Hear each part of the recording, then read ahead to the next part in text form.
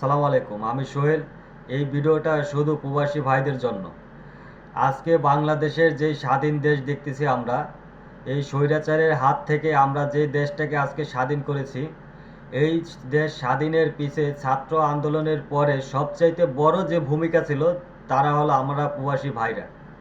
আমরা প্রবাসী ভাইরা বিভিন্ন জায়গা থেকে এই প্রচার করেছি, বাংলাদেশের অবস্থা বিদেশের মাটিতে আমরা তুলে ধরেছি। এই আন্দোলনের কারণেই কিন্তু আজকে দুবাই 53 জন প্রবাসী ভাইরা যারা জেলে বন্দি আছে এবং সৌদি আরবে 20 জন জেলে বন্দি আছে।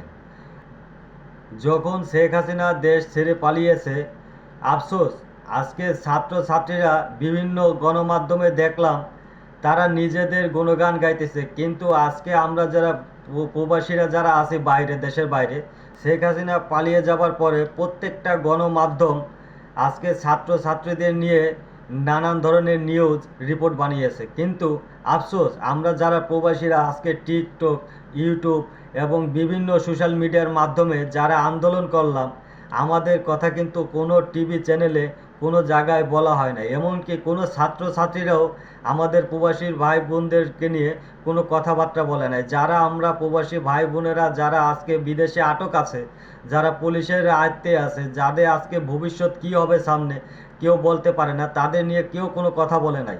এইটা আমাদের জন্য একটা লজ্জা, এটা আমাদের জন্য একটা খুবই লজ্জাজনক একটা ব্যাপার।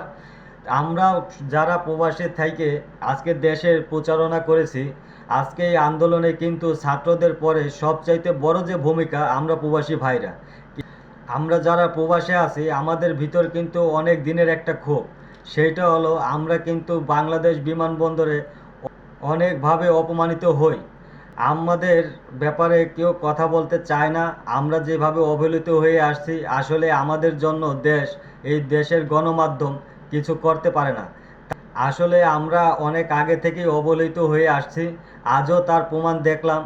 আজকে বাংলাদেশে আমাদের প্রবাসী ভাইদের নিয়ে কোনো কথাবার্তা হচ্ছে না, সবাই যার যার মতন যার যার স্বার্থ নিয়ে পড়ে আছে। আমার কথা হলো সেটা হলো আমরা যারা প্রবাসী ভাইরা যারা টিকটকে যারা বিভিন্ন গণমাধ্যমে আন্দোলন করলাম, আমাদের কথা কেন প্রচার করা হচ্ছে না বাংলাদেশে? আমরা কি বাংলাদেশের জন্য, এই স্বাধীন দেশের জন্য আমরা কি আন্দোলন করিনি?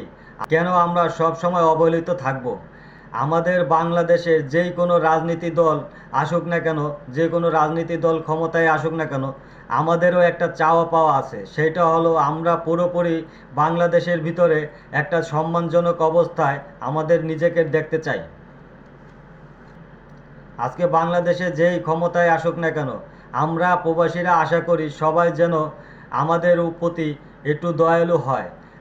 আমরা বাংলাদেশের জন্য অনেক কিছু ত্যাগ করেছি। আমরা বছরের পর বছর বাংলাদেশ ছেড়ে আমরা প্রবাসে এসেছি কাজ করতে। 1971 সালে বাংলাদেশ স্বাধীন হবার পর আমরা প্রবাসী ভাইরা এই দেশের অনেক বড় অবদান রেখে এসেছি, ভবিষ্যতেও রাখব। আমরা চাই আমাদের বাংলাদেশ আরও উন্নতি হোক, আর এর জন্য আমরা প্রবাসে সবাই কঠোর পরিশ্রম করব।